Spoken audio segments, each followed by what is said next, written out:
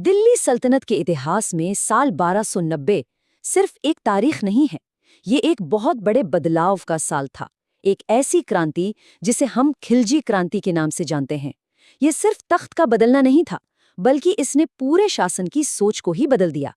तुर्की नस्ल की श्रेष्ठता की जगह अब काबिलियत और ताकत ने ले ली थी।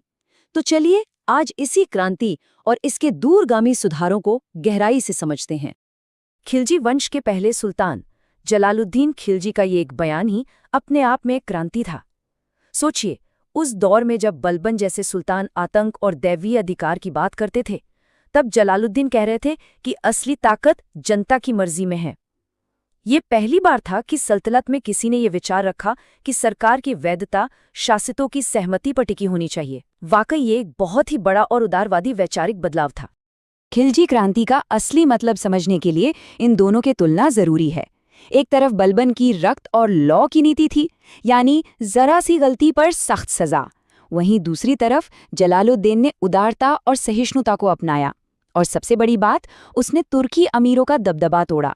भारतीय मुसलमानों और दूसरे गैर तुर्की लोगों को भी सरकार में बड़े पद दिए, जिससे शासन का आधार कहीं ज्यादा मजबूत और बड़ा हो गया। लेकिन जलालुद्दीन के उदारवाद की भी एक सीमा थी, और ये सीमा सिद्दी मौला के मामले में साफ साफ दिखी। जब एक सूफी संत पर राजद्रोह का शक हुआ तो सुल्तान की सारी उदारता खत्म हो गई। उन्हें हाथियों के पैरों तले कुचलवा दिया गया।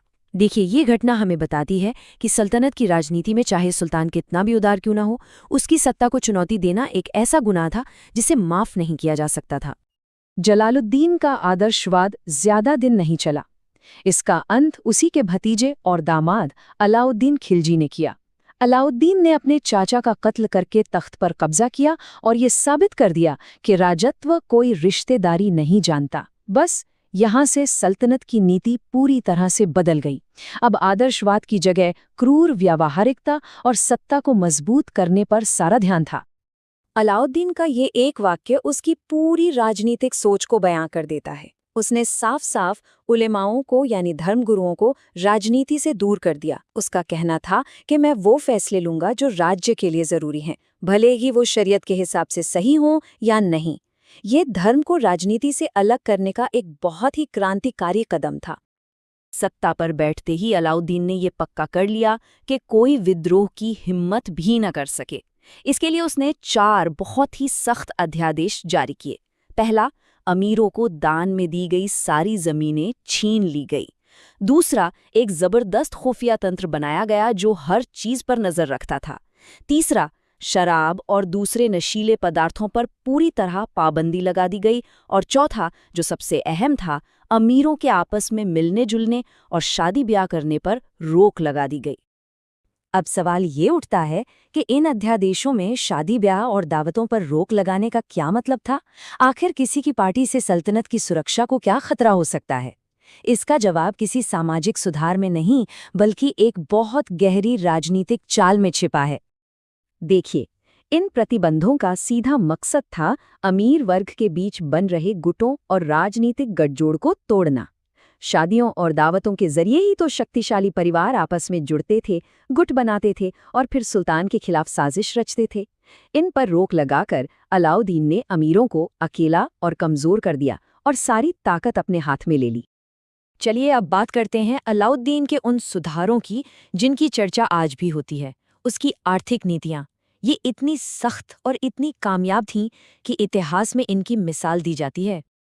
अलाउद्दीन की मशहूर बाजार नियंत्रण नीति का असली मकसद असल में सैन्य था। उस वक्त मंगोलों के हमले लगातार हो रहे थे और उनसे निपटने के लिए एक बहुत बड़ी सेना चाहिए थी। लेकिन इतनी बड़ी सेना का खर्च सरकारी खजाने पर बहुत भारी पड़ता। तो अलाउद्दीन ने एक नायाब तरीका निकाला। उसने बाजार में हर चीज की कीमत तय कर दी और उन्हें बढ़ने ही नहीं दिया। इससे हुआ ये कि सैनिकों को कम तनख्वाह में भी ज्यादा सामान खरीदने की ताकत मिल गई। इस पूरी व्यवस्था को जमीन पर उतारने के लिए अलाउद्दीन ने शहना-ए-मंडी नाम का एक अधिकारी नियुक्त किया। ये बाजार का सुपरिटेंडेंट होता था और इसके पास असीमित अधिकार थे। व्यापारियों का रजिस्ट्रेशन करना, कीमतों को कंट्रोल में रखना और नियम तोड़ने वालों को सजा देना सब इसी के हाथ में था। इसका खौफ पूरे बाजार पर छाया रहता था। अलाउद्दीन की नीतियां कामयाब इसलिए हुईं क्योंकि उन्हें लागू बहुत ही सख्ती से किया गया था। इसका सबसे भयानक उदाहरण था वजन में हेराफेरी करने की सजा। अगर कोई व्यापारी वजन कम तौलता हुआ पकड़ा गया तो जितना वजन उसने कम तौला है उतना ही मांस उसके शरीर से काट लिया जाता था। इस वहशी सजा के डर ने बाजार में ईमानदारी पक्की कर दी और भ्रष्टाचार लगभग खत्म हो गया। अलाउद्दीन का पूरा साम्राज्य दो मजबूत खंभों पर टिका था। एक थी उसकी ताकतवर और नए तरीके से बनाई गई सेना और दूसरी थी उसकी क्रांतिकारी राजस्व प्रणाली। आइए अब इन दोनों को समझते हैं। सेना के मामले में अलाउद्दीन ने कई नई चीजें शुरू की।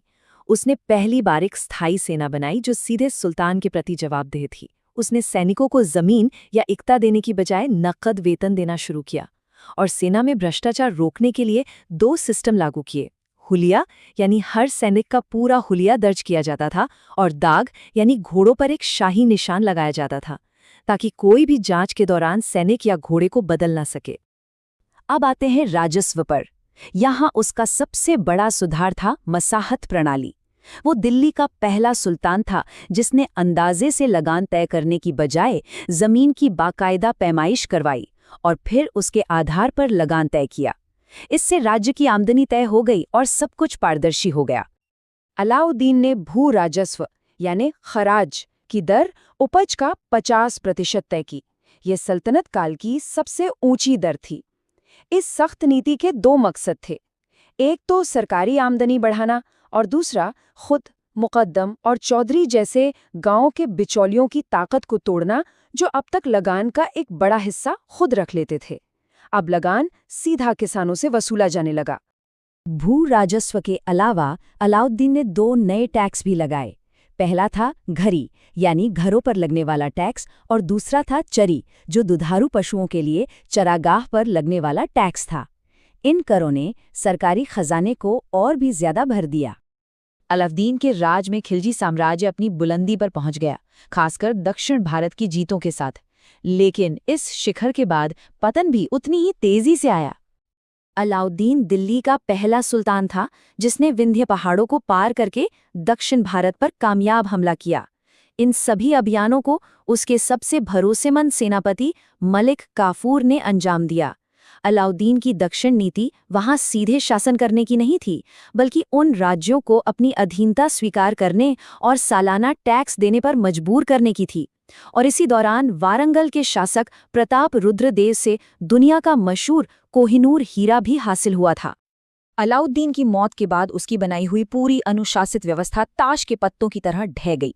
उसका जो उत्तराधिकारी था मुबारक शाह खिलजी, वो अपने बाप का बिल्कुल उल्टा था।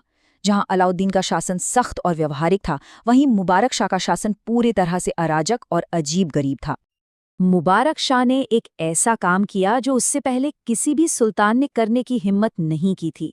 उसने बगदाद के खलीफा की नाम मात्र की सत्ता को भी मानने से इनकार कर दिया और खुद को ही खलीफा घोषित कर दिया। ये उसकी मानसिक अस्थिरता और सल्तनत के पतन की शुरुआत का एक साफ संकेत था। खिलजी वंश का अंत भी उतना ही नाटकीय हुआ। मुबारक शाह की हत्या के बाद खुसरो खान, जो हिंदू धर्म से मुसलमान बना था, तख्त पर बैठा। उसके दुश्मनों ने उसके खिलाफ इस्लाम खतरे में है का नारा दिया और उसे हटाकर गयासुद्दीन तुगलक ने एक नए वंश तुगलक वंश की नींव रखी। तो अंत में ये सवाल सोचना जरूरी है, अलाउद्दीन खिलजी कौन था? एक क्रूर अत्याचारी या एक दूरदर्शी प्रशासक? सच तो ये है कि उसके सुधारों की कामयाबी उसकी क्रूरता पर टिकी थी और उसकी प्रशासनिक सोच उस समय की सैन्य और राजनीतिक जरूरतों से पैदा हुई थी। वो एक ऐसा शासक था जिसके लिए लक्ष्य यानी एक मजबूत राज्य हमेशा साधनों यानी बेइंतहा सख्ती को सही ठहराता था।